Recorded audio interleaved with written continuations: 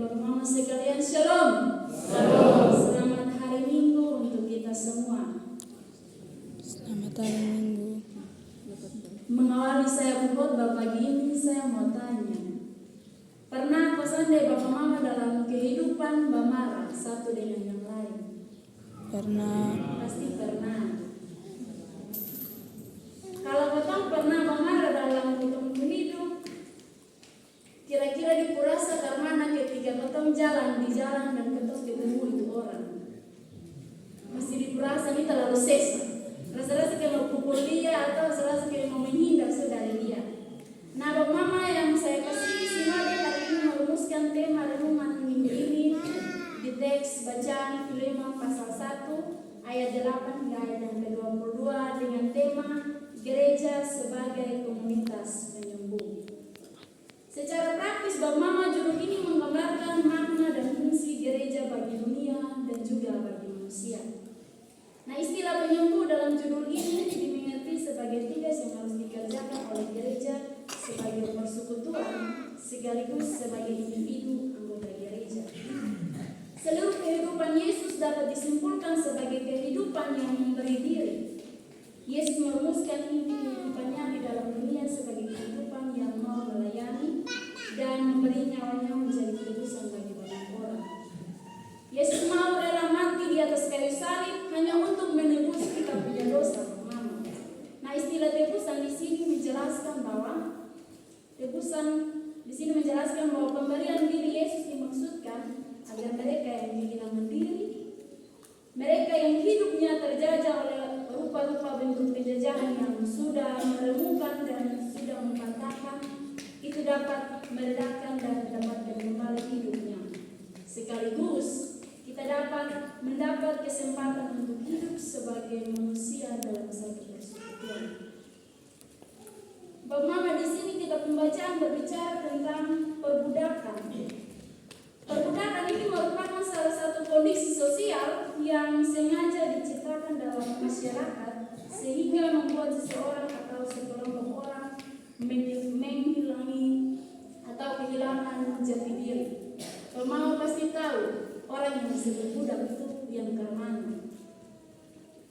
Kalau kita melihat orang yang bekerja di luar, yang punya majikan, nah orang dulu itu anggap itu sebagai budak. Orang yang kerja dan dia punya majikan itu yang kerja yang disebut budak. Nah, Bapak Mama dikasih Tuhan dalam bacaan ini disebut secara khusus seorang budak yang bernama Onesimus. Di dunia Yunani kuno, Romawi kuno, banyak orang dijadikan sebagai budak, Bapak Mama. Budak di sini dia memiliki tuan, dia memiliki majikan seperti tadi yang kita bilang. Kalau potong kerja di toko, potong punya majikan, potong punya bos yang istilahnya sekarang potong lebih bilang bos, ketemu bos. Nah, dulu di Yunani Romawi kuno itu orang sering disebut dengan budak. Budak ini dulu dapat diperjualbelikan oleh majikannya. Budak ini sering diperlakukan semena-mena. Mau dimajikan suruh dia bikin apa, mau dia majikan suruh dibuat apa dimanapun, mau perlakukan dia kemanapun, kita bisa membantah karena kita posisi sebagai budak. Bapak Mama, Onesimus ini diusir dari rumah tuannya, rumah majikannya ketika dia melakukan kesalahan. Bapak Mama, ketika potong kerja di orang rumah, potong punya majikan dan potong buat kesalahan, pasti potong dihukum. Pasti potong dihukum, bahkan potong diusir dari itu rumah karena kesalahan yang potong buat. Nah, dalam teks ini Bapak Mama dikisahkan bahwa ada seorang budak yaitu Onesimus yang bekerja di rumah tuannya yaitu Filemon. Filemon adalah seorang warga kota Kolose yang berpemuka dan memiliki banyak budak, yaitu salah satu yang tadi Yesus bilang, di budak itu salah satunya Onesimus. Onesimus di sini dia punya arti dalam bacaan kita pada pagi hari ini yaitu berguna atau berfaedah. Nah, Bapak Mama, hubungan antara Filemon dan Onesimus ini sempat menjadi kurang baik karena ada kesalahan yang dilakukan oleh Onesimus.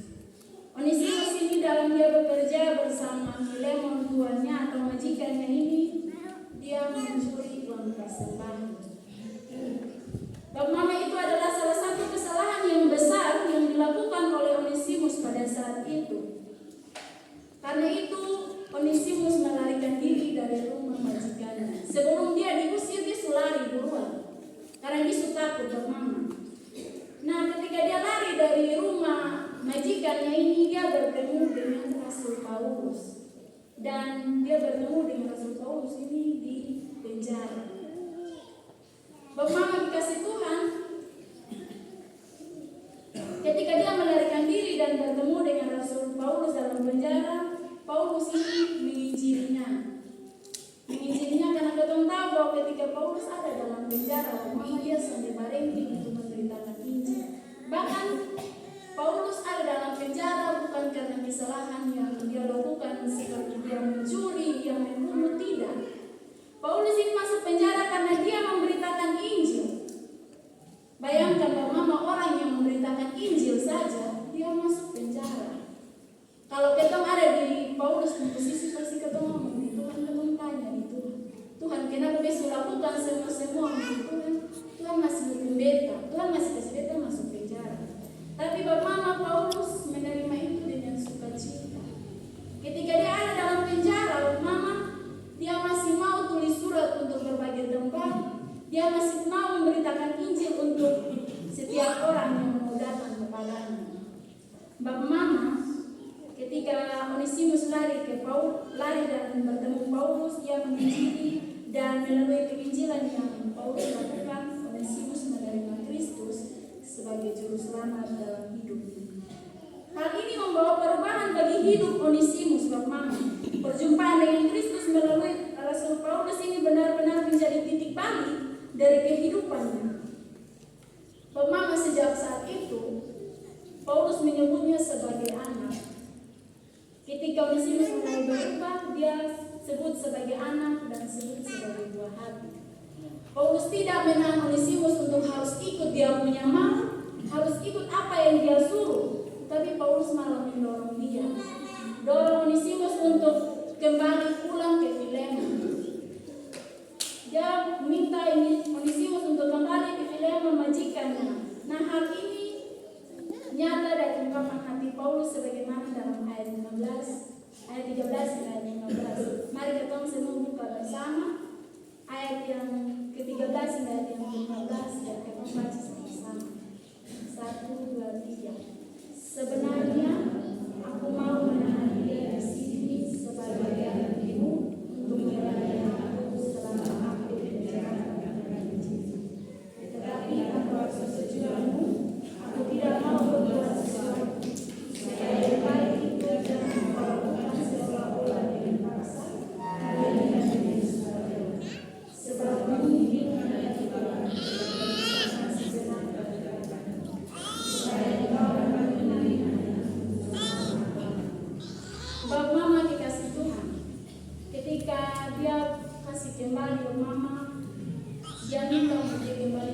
Onesimus ini harus kembali pergi majikan yang disulari dari tempat.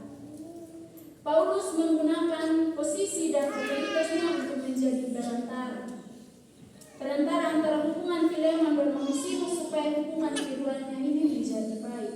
Bab mama, kalau sampai saat ini kita masih berharap, mari kita buka hati untuk satu saling maafkan dengan yang lain. Kita jangan bermarah. Kita jangan bermarah terus. Kita mau bermarah sampai kapan? Sampai Tuhan mau datang. Sudah mungkin. Tuhan saja mau memaafkan dia punya anak-anak.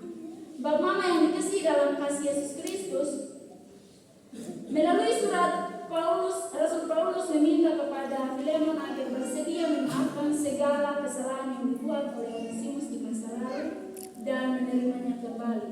Nah, Bab mama, ketika Rasul Paulus suruh Onesimus kembali, Rasul Paulus ini minta kepada Filemon untuk terima dia kembali dan kasih maaf dia. Namun bukan lagi sebagai hamba, melainkan lebih daripada hamba, yaitu sebagai seorang saudara yang dikasih. Rasul Paulus ini minta supaya kalau Filemon sudah terima, janganlah sebagai hamba, janganlah sebagai budak, tapi terima sebagai saudara. Terima dia sebagai kekasih. Terima dia sebagai orang yang ketong cintai, orang yang ketong sayang. Karena itu mama, orang asing sekalipun kalau datang pasti ketong sayang dia. Saya rasa betul